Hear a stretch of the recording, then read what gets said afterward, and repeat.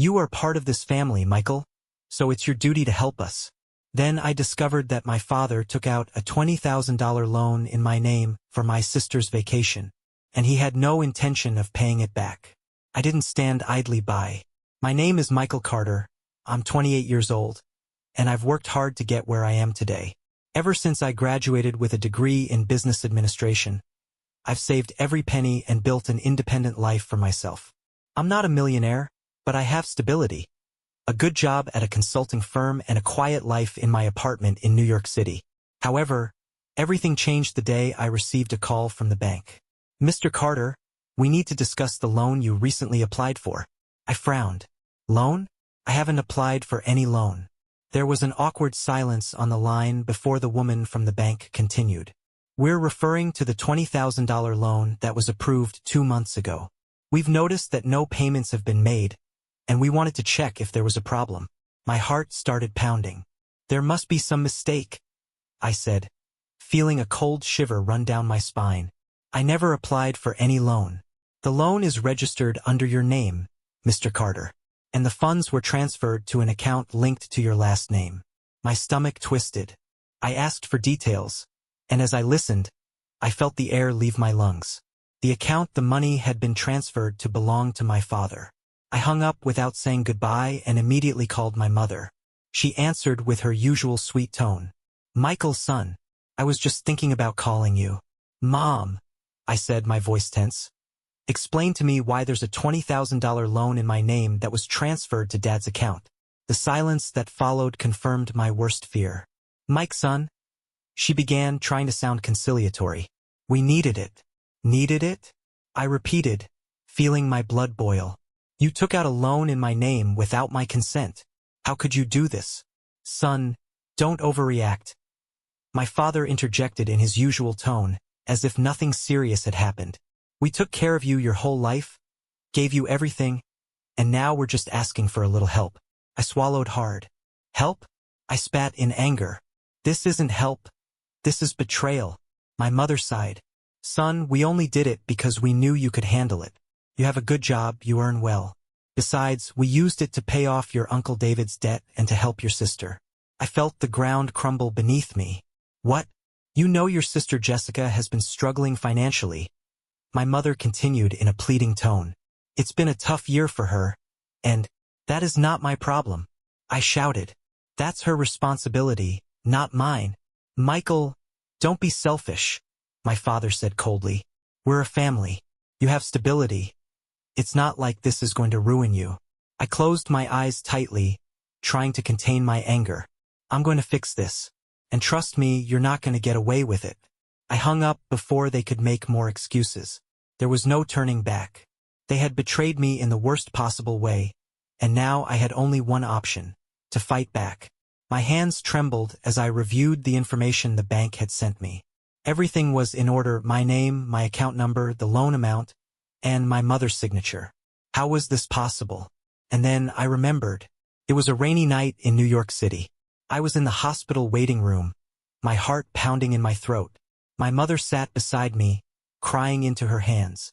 Michael, please, son. It's Dad. They're going to operate, and we don't have the money right now. My father had suffered a severe heart attack. Although he had health insurance, his policy didn't cover part of the surgery costs, and the hospital demanded an immediate payment of $20,000 to proceed. I rushed to the nearest bank, desperate to get the money. But when I asked for a loan, their response hit me like a bucket of ice water. I'm sorry, Mr. Carter, but your credit history is still too recent. We would need more time to approve an amount like this.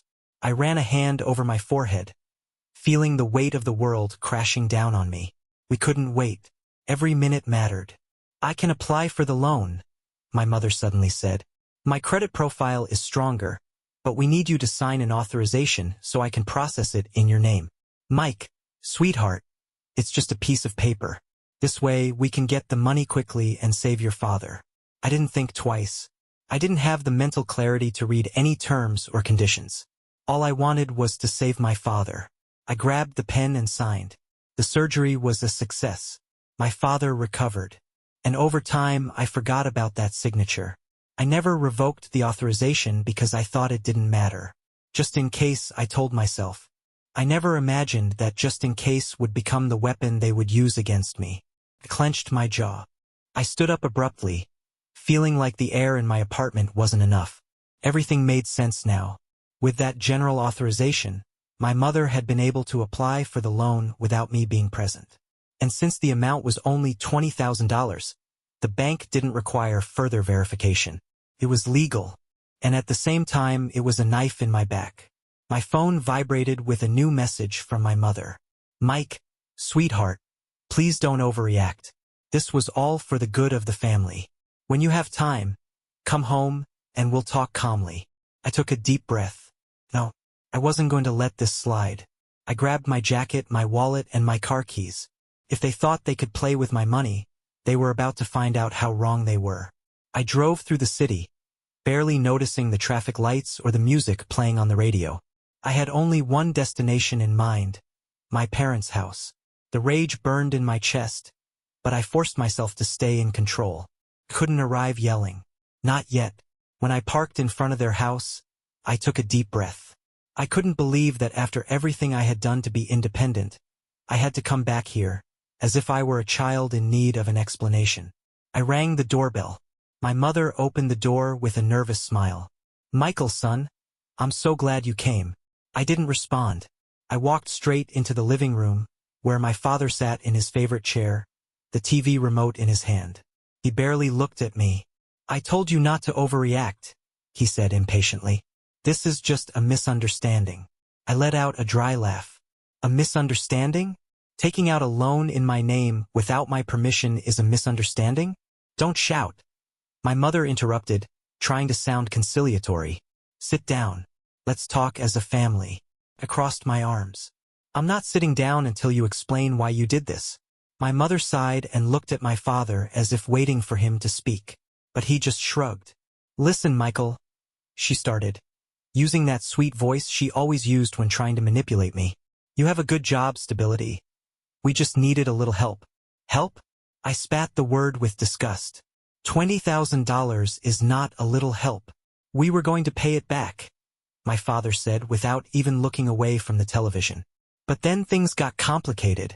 Things got complicated? I repeated in disbelief. Because you never even planned to tell me about it.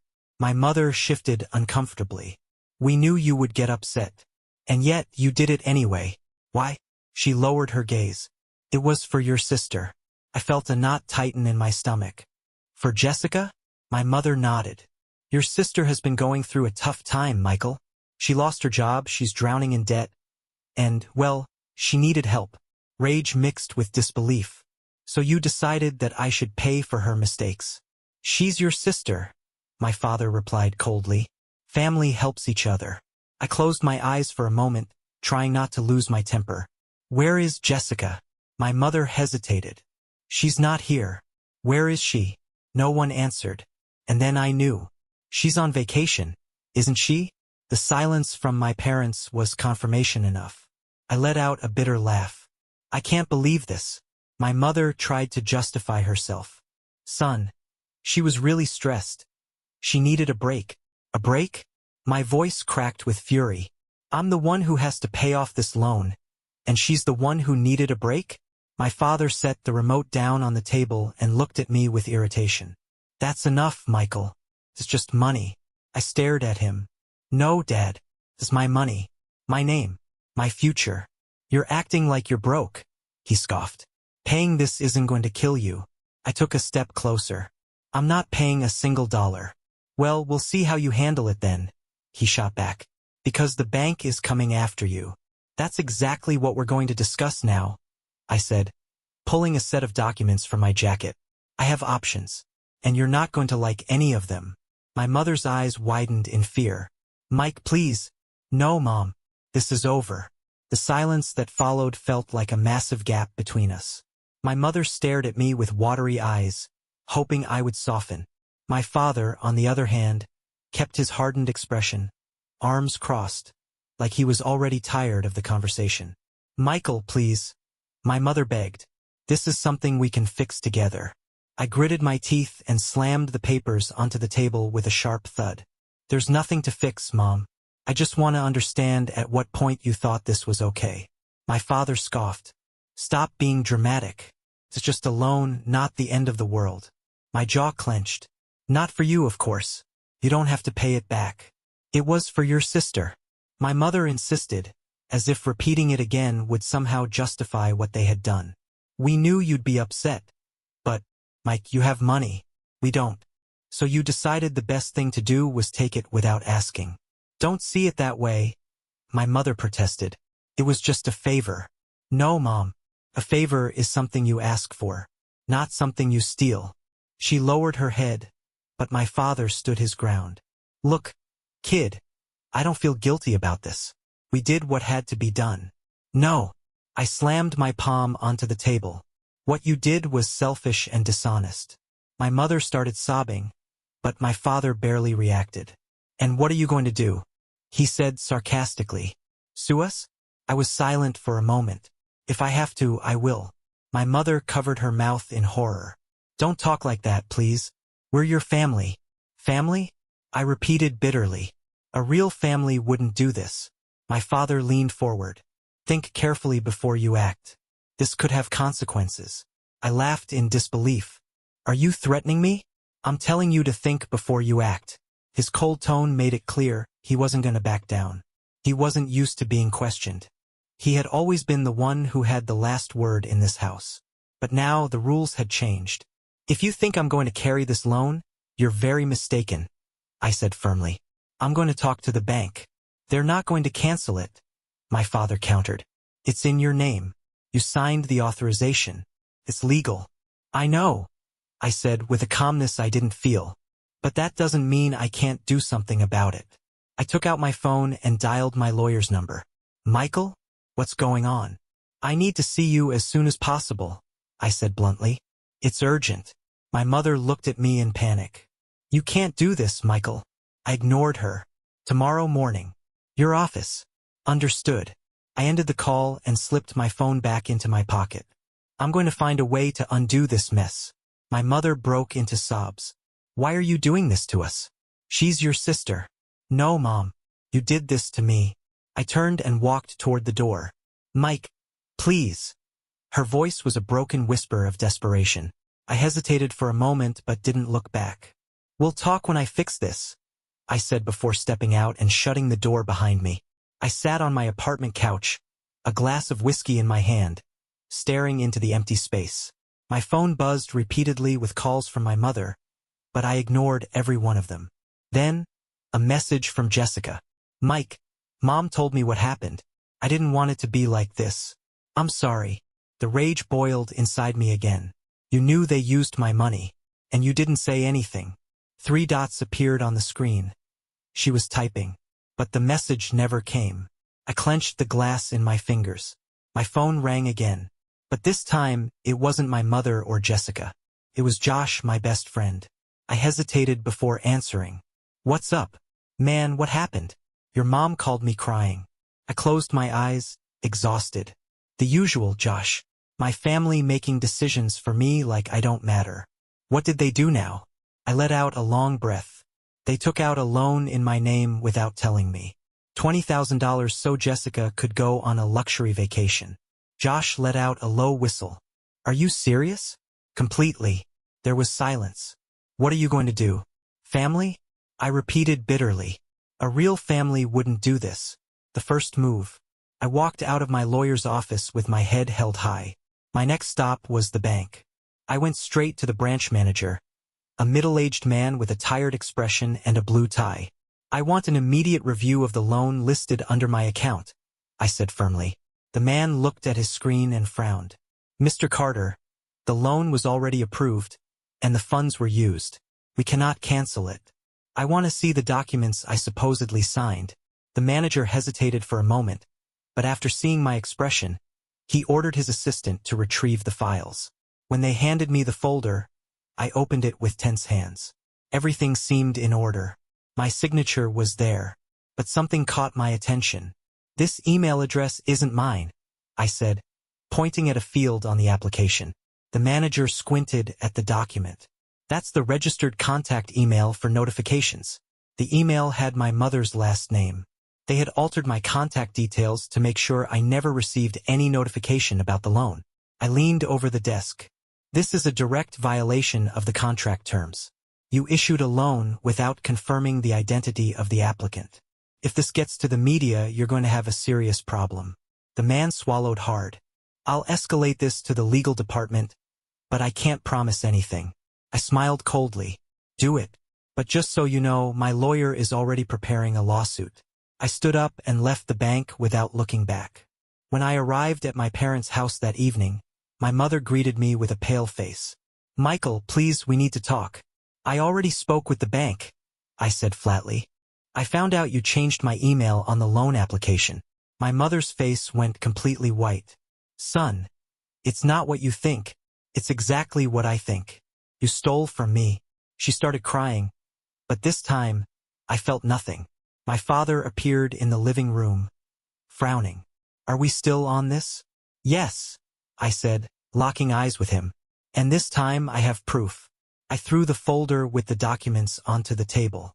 Do you know what this means? It means that what you did wasn't just dishonest. It was illegal. My father grabbed the papers with tense hands. And what do you plan to do? I already took action. If the bank doesn't cancel the debt, I'll sue you. My mother covered her mouth with both hands. Michael, we're your family. You didn't act like family when you decided to ruin my life. At that moment, Jessica walked into the room, tanned, sunglasses still resting on her head. What's going on? When she saw the documents on the table and the look on my parents' faces, she understood everything. Mike, you knew what they were doing, and you let it happen. She lowered her gaze. I didn't think it was that serious. Of course you didn't. I laughed bitterly. Because you weren't the one who had to pay for it. My father glared at me with hatred. If you do this, you'll end up alone. I took a step toward the door. I'd rather be alone than surrounded by liars. I walked out without looking back, my mother's sobs and my father's angry shouts echoing behind me. But I didn't care. I had won the first battle. The bank's verdict. The bank didn't take long to respond. Just 48 hours after I filed my formal complaint, I received an email from their legal department, summoning me for an urgent meeting. I knew this moment would come. I put on a black suit, fastened the button on my jacket, and left my apartment with a dangerous calm. Today was the day everything would change. The bank manager's office had a cold, professional atmosphere. A man with gray hair and thin glasses shook my hand cautiously. Mr. Carter, we've reviewed your case. Crossing my arms, I looked at him with no expression. And? What's the decision? The man adjusted his glasses and picked up a folder of documents. We've found irregularities in the loan approval process. Since your email was changed without your consent, and there was no verbal confirmation on your part, the bank has decided, my heart pounded, to nullify the debt and cancel the loan. I did it, but I didn't smile. What happens to those responsible? I asked in a neutral tone. The manager closed the folder. Since the funds were transferred to your father's account, he is now solely responsible for repaying the money. I held back a laugh. Perfect. Anything else? Yes. Our legal team will be reaching out to your family to resolve this matter as soon as possible. I stood up and shook his hand. I appreciate your cooperation. I walked out of the bank without rushing, clenching my fists as adrenaline surged through me. Now, for the next strike. I didn't go to my parents' house. Instead, I summoned them to a luxury restaurant where I knew they would feel completely out of place. I made them wait half an hour before I arrived, relishing the discomfort on their faces. My father sat with a deep frown. My mother stared at the floor, tears pooling in her eyes, and Jessica could barely look at me.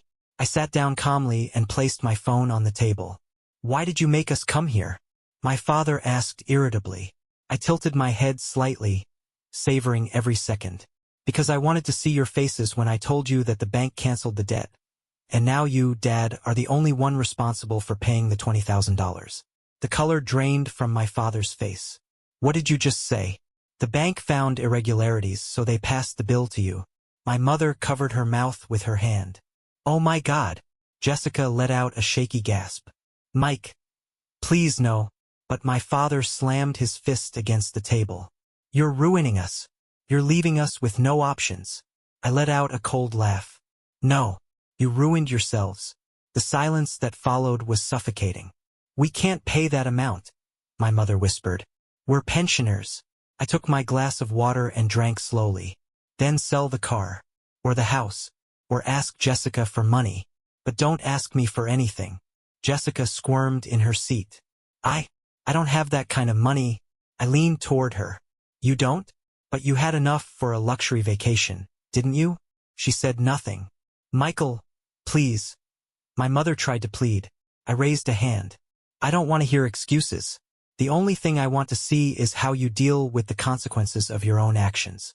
My father stood up abruptly. You're selfish. I stared at him. And you betrayed me in the worst way. We locked eyes in silence. He was the first to look away. Without another word, I stood up, grabbed my phone, and walked toward the exit. Before leaving, I delivered the final blow. Good luck paying off that debt. I left the restaurant, leaving behind a family that was no longer mine. 1 year later. Mike, I know you don't want to talk to me, but Mom isn't doing well. She's been really depressed since everything happened. Dad had to sell the car, and now they barely leave the house. The debt destroyed all of us. Please, just tell me that we're still family. Jessica's message remained unanswered. I turned off my phone and poured myself a glass of wine on the terrace of my new apartment in Los Angeles. Tomorrow I had a flight to Japan. Life moved on. But my relationship with my family never did. Final update. Answering Reddit comments. How could you not help your parents? They gave you food and shelter. If they had asked, I would have considered it. But they didn't. They stole. But you signed the authorization. It's your fault. Yes, trusting them. I left it active because I thought they would only use it in a real emergency. My mistake was believing my family would never betray me. If your sister was struggling, why didn't she pay for her own vacation? Because she had no money. She was used to her ex-husband covering her luxuries. When she was left on her own, she decided she deserved a break. At my expense. Don't you think you were too harsh on your family? No. They never apologized. They called me selfish. They said family helps each other. Help? No. They used me. So I did the only thing I could. I taught them what happens when you take what isn't yours. What do you think, Reddit? Was I right or should I have given in?